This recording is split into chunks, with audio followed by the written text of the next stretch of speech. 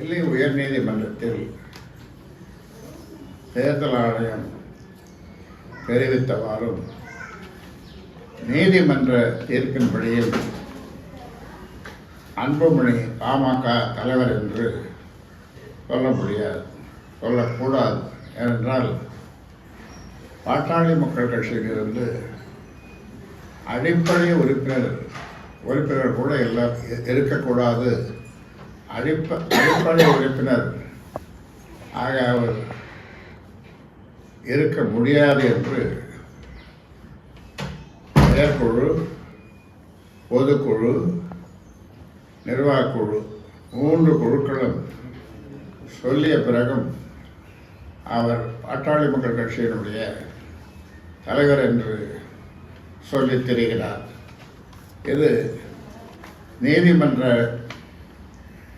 அவமதிப்பு செயலாகும். டெல்லி நீதிமன்ற தீர்ப்பின்படி பாட்டாளி மக்கள் கட்சியினுடைய சின்னம், கொடி, பெயர் இதை அன்புமணி உபயோகப்படுத்தக்கூடாது. அப்படி உபயோகப்படுத்தினால் அது நீதிமன்ற அவமதிப்பு செயலாகும். அதே மாதிரி ஊடகங்களும் நீங்கள்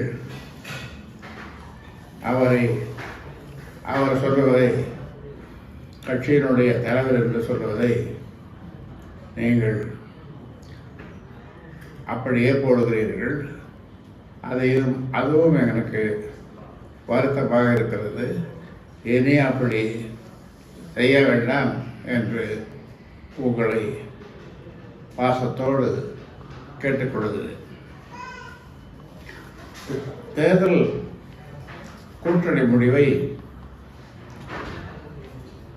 விரைந்து அறிவிக்க வேண்டும் என்று இந்த நிர்வாகக்குழுவை கேட்டுக்கொண்டார்கள். ஏனென்றால் எனக்கு அந்த அதிகாரத்தை சேலத்தில் நடந்த பொதுக்குழு கொடுத்திருப்பதாலே அது பற்றியும் நாங்கள் கூட்டணி பற்றி நாங்கள் விரிவாக இந்த நிர்வாகக்குழுவிலே பேசினோம்.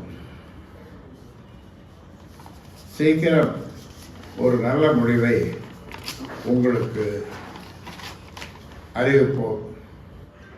பாட்டாளி மக்கள் கட்சி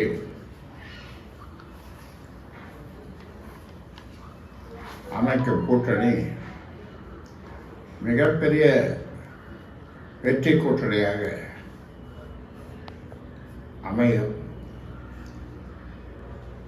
இதுதான் சிறந்த கூட்டணி, நல்ல கூட்டணி, நாணயமான கூட்டணி என்று மக்கள் பேசுகின்ற அளவிற்கு இந்த கூட்டணி அமையும். அப்படிப்பட்ட ஒரு கூட்டணியை நாங்கள் அமைக்க தீவிரமாக முயன்று வருகிறோம்.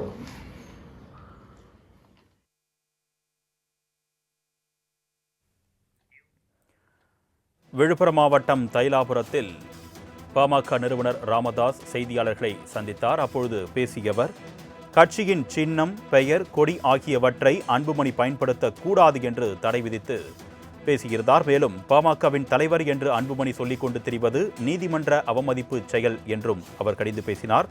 மேலும் தாங்கள் அமைக்கும் கூட்டணி சிறந்த கூட்டணி, நாணயமான கூட்டணி என்று மக்கள் பேசும் அளவுக்கு சிறந்த கூட்டணி அமைக்கப்படும் என்றும் அவர் விளக்கமளித்தார். அதன் காட்சிகளை நாம் அண்மை செய்தியாக பார்த்தோம்.